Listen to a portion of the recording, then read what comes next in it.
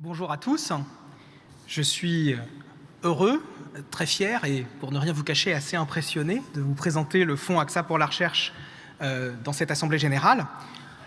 Henri Decastre a parlé tout à l'heure de nouvelles perspectives et je voudrais donner une autre vue à ces perspectives dans lesquelles nous vivons, à ce changement qui s'accélère dans le monde d'aujourd'hui.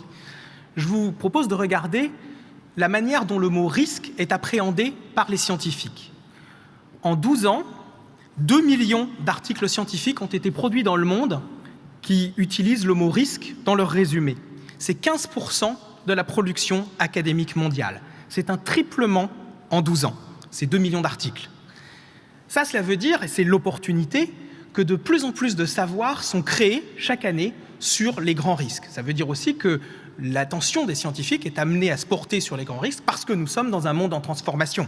Et c'est vrai du changement climatique, c'est vrai de la longévité, comme ça a été dit tout à l'heure, c'est vrai de ce qu'on appelle les big data, de la disponibilité de plus en plus d'informations, par exemple, sur l'ensemble de notre comportement.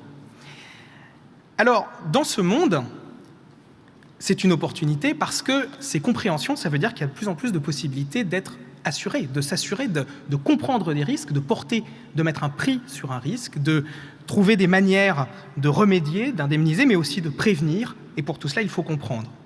Et comprendre pour les assureurs, mais comprendre aussi pour l'ensemble des sociétés. Parce que les règles d'urbanisme, les systèmes sociaux, les habitudes de vie, c'est ce qui, à la base, va permettre d'avoir une société fonctionnelle, saine, dans laquelle l'assurance peut se développer optimalement. En soutenant la recherche, en soutenant les chercheurs, AXA permet de privilégier les approches rationnelles, permet aux chercheurs de mettre en cause les anciens modèles, les anciennes compréhensions du monde et d'en construire de nouveaux modèles. Et puis aussi d'agir sans attendre, parce que les chercheurs, ce sont ceux vers lesquels nous nous tournons pour comprendre ce qu'il faut faire aujourd'hui. Pour vous en donner quelques exemples, le premier que je veux prendre, c'est sur le changement climatique. Quand à Singapour, il s'agit de construire de nouveaux quartiers sur la mer, il faut savoir à combien on se met au-dessus du niveau de l'eau pour parer à la possible érosion, à la possible élévation du niveau de la mer dans les décennies qui viennent avec le changement climatique. Eh bien, c'est vers un chercheur soutenu par AXA, vers le professeur Kérissier, titulaire de la chaire AXA en changement climatique à l'université Nanyang de Singapour, que les autorités singapouriennes se sont tournées pour savoir à combien au-dessus du niveau de la mer il fallait se mettre. Pour en prendre un exemple dans un autre domaine, qui est, si on me donne, voilà, les risques sur la vie humaine. Henri Decastre a rappelé tout à l'heure que notre espérance de vie augmente d'un trimestre par an. Une autre manière de se dire ça, c'est que nous ne vieillissons pas quand nous dormons. 6 heures par jour nous sont offertes d'espérance de vie. Mais cela ne va pas sans nouvelles menaces et par exemple, des profils de maladies que nous avions quand nous étions jeunes, nous pouvons aujourd'hui les avoir quand nous sommes extrêmement âgés et la manière dont notre corps y réagit n'est pas du tout la même. Un exemple typique, c'est la jaunisse. Vous savez que la jaunisse est une maladie infantile bénigne, c'est une maladie extrêmement grave du vieillard. On rencontre aujourd'hui des jaunisses, des hépatites A du vieillard qui peuvent être extrêmement dangereuses. Donc il y a une nécessité de comprendre les nouveaux profils de risque, les nouvelles menaces, les nouvelles opportunités d'assurance, également dans ce monde où nous vieillissons de plus en plus. Et puis enfin, simplement pour là aussi reprendre ce qu'on a dit sur les risques socio-économiques et leur partie numérique, nous avons des nouvelles capacités d'observation qui sont extraordinaires, qu'on n'a jamais eues. Pour vous donner un exemple, nous avons une chaire à l'INSEAD où le professeur Joël Pérez étudie la manière dont l'information circule sur les marchés financiers à travers sa circulation sur les réseaux sociaux, sur les mails, sur Twitter, sur Internet et tous ces nouveaux réseaux. Jusque-là, on ne voyait pas l'information se propager. Aujourd'hui, il est possible de la voir et de mieux la comprendre. Alors, dans ce nouveau monde, AXA a évidemment besoin de comprendre avec les autres, mais aussi, et ça fait partie de la mission de protection, d'aider chacun à mieux comprendre, la décision publique à être mieux en prise avec les nouvelles avancées de la recherche. Et c'est l'objectif du Fonds AXA pour la recherche, une initiative ambitieuse de mécénat scientifique de soutien à la recherche sur les risques. Créé en 2007, nous avons engagé 114 millions depuis lors et nous sommes sur une dynamique qui nous fera engager 200 millions d'ici 2018. Nous fonctionnons très classiquement avec un prisme où nous recherchons l'excellence, où nous recherchons l'innovation. Nous recherchons les recherches les plus pointues, celles qui sont les plus en prise sur les risques qui sont les plus importants de notre point de vue. Et donc nous avons des ratios de sélection qui sont extrêmement élevés. Nous soutenons aujourd'hui 410 projets dans 227 universités. Et puis c'est un témoignage du caractère véritablement global de l'entreprise AXA. Nous travaillons dans 30 pays. Nous sommes très présents en France et en Europe occidentale. Ce sont nos terrains originels de travail avec les académiques. Mais nous sommes également très présents en Amérique, au Mexique, en Asie, notamment à Singapour, en Chine, au Japon bien sûr, et dans aujourd'hui 30 pays avec des chercheurs de nettement plus encore de nationalité, puisque vous savez que la recherche ne connaît pas de frontières, et notamment pas de frontières de nationalité des chercheurs. Et puis les chercheurs, nous leur offrons des soutiens financiers, bien sûr, que s'agisse pour les jeunes chercheurs de bourse pour développer leur recherche ou qu'il s'agisse pour les chercheurs les plus confirmés de travailler vraiment en partenariat de long terme avec les institutions académiques qui les emploient, mais également, nous fabriquons une communauté de chercheurs sur les risques. Et ça, c'est aussi ce qu'ils viennent chercher, eux, et puis ça nous permet de les mettre en prise avec les experts et de travailler, nous aussi, à réfléchir à la manière dont nous voyons les grands risques, dont nous voyons les modèles de tempête ou des choses comme ça, par exemple. Et évidemment, nous en faisons l'écho également dans notre versant numérique.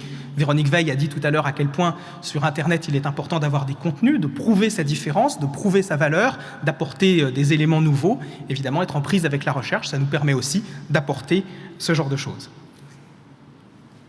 Alors pour aller un tout petit peu plus loin sur quelques exemples, évidemment, je vous ai dit 2 millions d'articles scientifiques, une communauté académique très large sur les risques. Nous avons été obligés de faire des choix. Nous avons été obligés d'avoir des focales qui nous intéressent particulièrement. Sur le changement climatique, j'en ai parlé.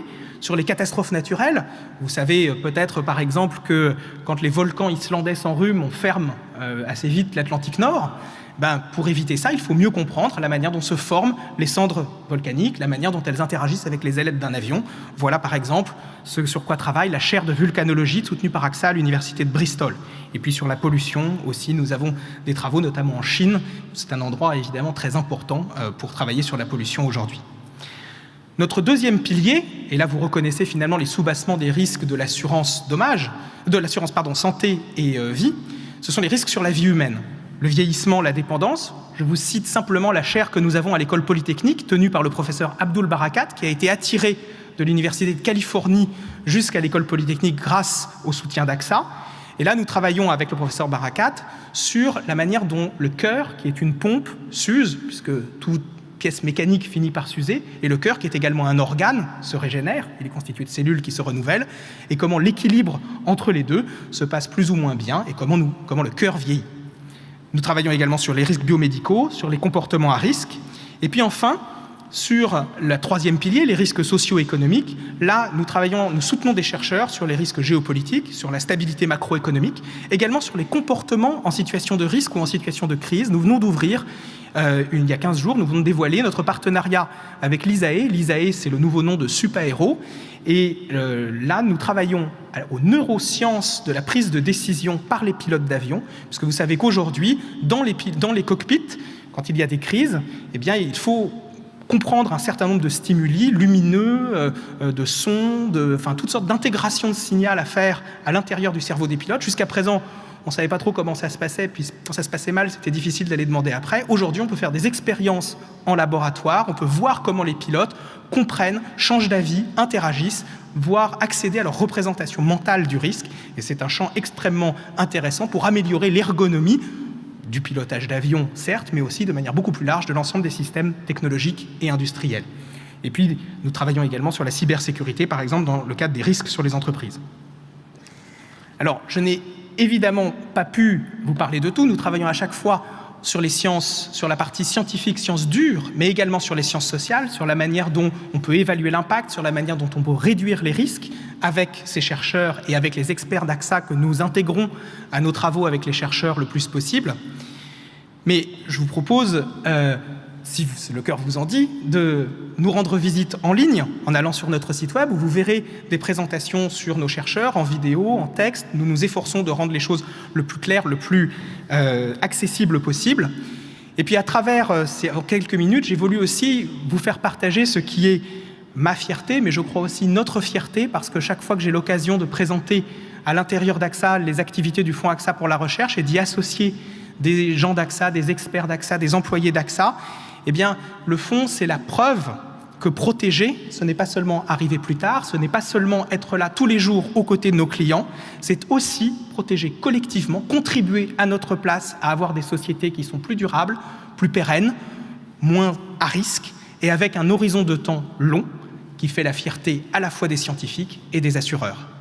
Merci.